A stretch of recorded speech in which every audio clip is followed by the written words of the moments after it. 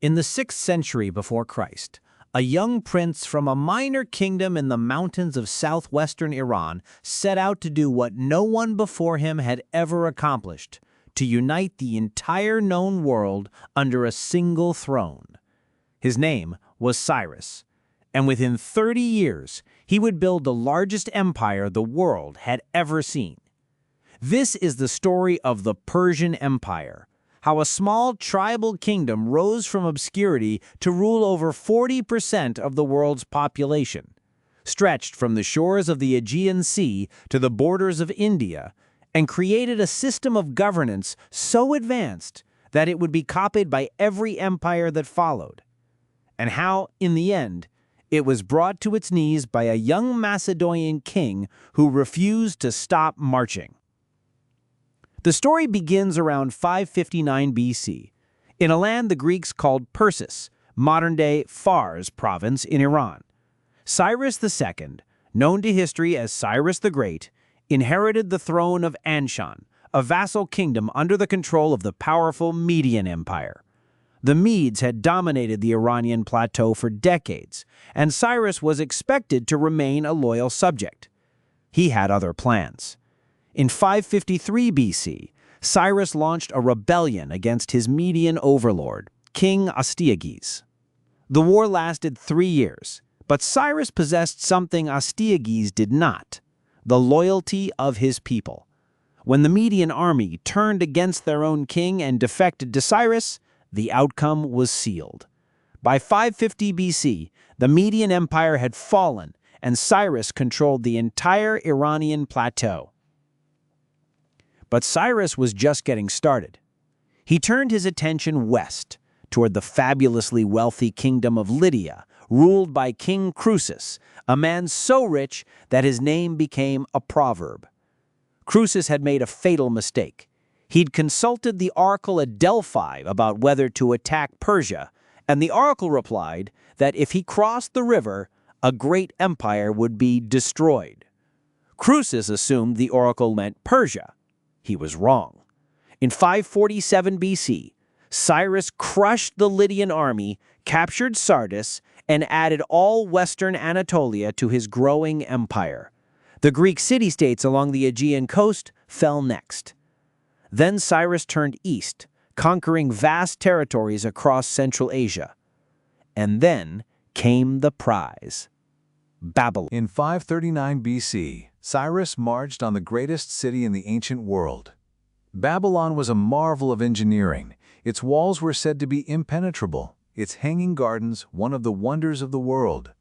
The Babylonian king, Nabonidus, had alienated the city's powerful priesthood, and when Cyrus arrived, the gates of Babylon opened without a fight. The city simply surrendered. What Cyrus did next changed history. Instead of massacring the population or enslaving the defeated, the standard practice of every conqueror before him, Cyrus issued a declaration that has come to be known as the Cyrus Cylinder. In it, he proclaimed freedom of religion, abolished forced labor, and allowed displaced peoples to return to their homelands. The Jewish population of Babylon, exiled there by Nebuchadnezzar decades earlier, was freed to return to Jerusalem and rebuild their temple. For this act alone, Cyrus is the only non-Jewish figure referred to as a Messiah in the Hebrew Bible. By the time of his death in 530 BC, Cyrus had built an empire stretching from the Mediterranean to the Hindu Kush, the largest the world had ever known. But the true genius of the Persian Empire was not its military conquests, it was how the empire was governed. Cyrus and his successors created a system of provincial administration called satrapies, each province ruled by a governor called a satrap, who answered directly to the king. A network of royal roads connected the empire, the most famous being the royal road from Sardis to Susa, spanning over 2,500 kilometers. Relay messengers could carry a message across the entire empire in just 7 days, a speed that would not be matched for 2,000 years. The empire embraced diversity rather than crushing it. Conquered peoples kept their languages, their religions, their customs. They paid tribute, they supplied soldiers, but they were not forced to become Persian. This tolerance was revolutionary, and it was the glue that held such a vast empire together. After Cyrus came his son Cambyses, who conquered Egypt in 525 BC, adding the jewel of North Africa to the empire. But Cambyses died under mysterious circumstances on his return journey, and what followed was a succession crisis that nearly tore the empire apart. From the chaos emerged Darius I, one of the most capable administrators in history. Darius seized the throne in 522 BC through a combination of cunning and force, putting down revolts across 19 provinces in a single year. Then he set about transforming the empire into something unprecedented. Darius reorganized the satrapies, standardized weights and measures, introduced a universal currency, the gold daric, and built a new ceremonial capital at Persepolis. This vast palace complex, carved from the living rock of a mountain terrace, was adorned with reliefs showing representatives of every nation in the empire, bringing tribute to the King of Kings. It was a monument not just to Persian power, but to the empire's extraordinary diversity. At its peak under Darius, the Achaemenid Empire spanned 5.5 million square kilometers and governed roughly 44% of the world's population, the highest share of any empire in human history. From Libya to Pakistan, from the Aral Sea to the Persian Gulf, the King of Kings ruled over an estimated 50 million people. But Darius made one critical error. He turned his attention to Greece. In 490 BC, Darius sent an invasion force across the Aegean to punish Athens for supporting a revolt in Ionia. The Persian army landed at Marathon, expecting an easy victory. Instead, 10,000 Athenian hoplites charged the Persian lines in one of the most audacious attacks in military history. The Battle of Marathon was a crushing defeat for Persia, and it planted a seed that would eventually grow into the empire's destruction. Darius died in 486 BC, planning a second invasion of Greece. That task fell to his son, Xerxes. In 480 BC, Xerxes assembled what ancient sources describe as the largest army ever gathered. Modern estimates suggest between 100,000 and 300,000 soldiers, along with a massive fleet. He bridged the Hellespont with boats, cut a canal through a peninsula, and marched into Greece with the full fury of the Persian Empire behind him.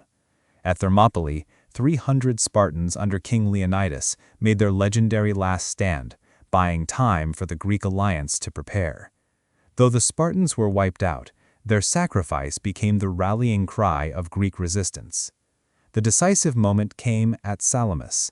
The Greek fleet, led by the Athenian commander Themistocles, lured the enormous Persian navy into the narrow straits where their numerical advantage became a liability. The Persian fleet was annihilated. Xerxes, watching from a golden throne on the shore, retreated to Asia, leaving his general Mardonius behind with a land army. The following year at the Battle of Plataea, the Greeks destroyed that army too. The Greco-Persian Wars marked the beginning of the end, not immediately, but symbolically. Persia remained the dominant power of the Near East for another 150 years, but the myth of Persian invincibility was shattered. The Greek city-states, especially Athens, entered their golden age, and the seeds of Western civilization were planted in the soil of Persian defeat. For the next century, the Persian Empire endured through a succession of kings, some capable, many less so. Court intrigues, assassinations, and revolts by satraps weakened the central authority. Egypt broke away repeatedly. The western provinces grew restless. The empire was still vast, still wealthy, still powerful on paper, but the fire that had driven Cyrus and Darius was fading. And then, in 334 BC, a 22-year-old king crossed the Hellespont with 40,000 soldiers and the ambition to conquer the world. His name was Alexander. The Persian king at the time was Darius III, a capable man, but one who had the misfortune of facing perhaps the greatest military commander in history. The two clashed at the Battle of Granicus in 334 BC, where Alexander secured his foothold in Asia. Then came Issus in 333 BC, a devastating defeat for Persia in which Darius himself barely escaped, leaving behind his family, his treasury, and his dignity. Darius offered Alexander half the empire to stop. Alexander refused. He wanted it all. The final confrontation came at Gaugamela in 331 BC, the battle that decided the fate of the ancient world. Darius had assembled his full strength on a carefully chosen plain. Alexander, outnumbered perhaps 3-1, exploited a gap in the Persian lines and drove straight for Darius himself. Once again, Darius fled the battlefield. This time, there would be no recovery. Alexander marched into Babylon, then Susa, then Persepolis itself. In a decision that has been debated by historians for over 2,000 years, Alexander ordered Persepolis burned. The greatest palace complex of the ancient world was reduced to ashes. Whether as revenge for the Persian destruction of Athens or in a drunken rage, no one knows for certain. But the symbolism was unmistakable. The Achaemenid Empire was over. Darius III fled east, only to be murdered by his own satrap Bessus in 330 BC. Alexander hunted Bessus down and executed him, then declared himself the rightful successor to the Persian throne. The empire that Cyrus had built from nothing, that had endured for over 2 centuries, governed half the known world, and pioneered ideas of religious tolerance, administrative efficiency, and multicultural governance, was gone, absorbed into the empire of a young Macedonian who would himself be dead within 7 years. But the legacy of Persia did not die with its last king. The administrative systems the Persians invented, satrapies, royal roads, postal networks, standardized currency, were adopted by Alexander, then by the Seleucids, then by the Romans, and eventually by every major empire that followed. The concept of an empire that could embrace dozens of cultures without forcing them into uniformity, that was a Persian invention, and it remains one of the most important political ideas in human history. The Persian Empire rose from a small mountain kingdom to rule the world. It fell, as all empires do, not from a single blow, but from the slow accumulation of complacency, overreach, and the unstoppable force of a rival who simply refused to lose. Its story is a reminder that even the mightiest civilizations are built by extraordinary individuals, and that no empire, no matter how vast, lasts forever.